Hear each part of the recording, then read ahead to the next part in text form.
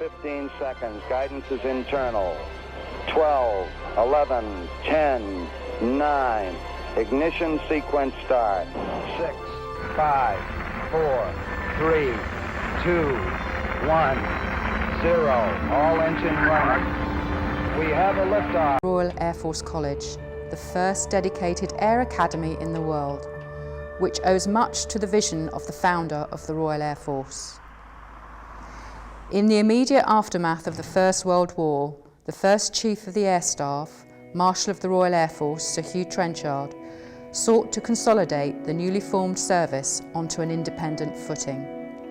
Trenchard proposed the formation of the college, and the first cadets began training at Cranwell in 1920, though the foundations for College Hall were not laid until 1929. His Royal Highness the Prince of Wales, later King Edward VIII, officially opened the college on the 11th of October 1934.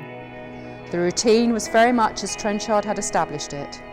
Drill, sports and flying were preeminent, with a relatively undemanding academic syllabus. By 1939, 1,000 officers had passed out of Cranwell into the Royal Air Force as storm clouds of war gathered.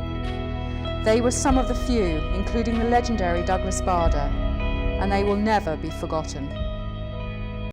You chaps think, because of the way people have written and built it up and so on, that a fighter pilot was absolutely non-stop in the air, you know, for 18 hours a day doing battle. This is not so. You spent probably 3 or 4 or 5 hours in the air in intervals of an hour at a time or an hour and a half.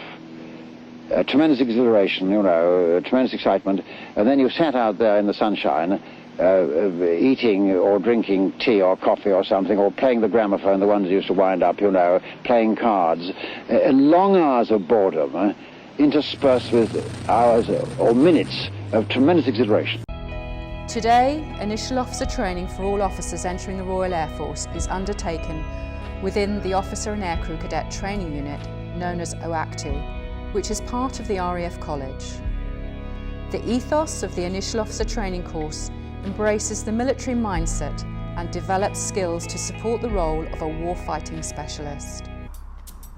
As in the 1930s, there is still plenty of drill, sport and adventurous training. Throughout every aspect of the course, cadets become used to embracing the core ethos and values of the Royal Air Force, which are respect, integrity, service and excellence. The course is very challenging but equally rewarding and takes a new cadet from the basics of militarization through an exponential journey which prepares them for the transition from cadet to junior officer.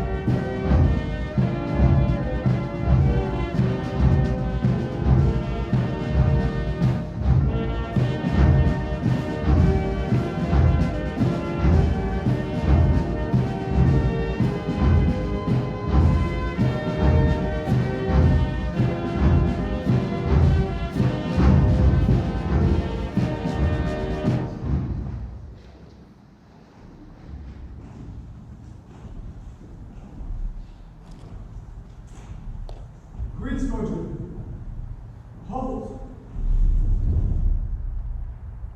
In words, turn.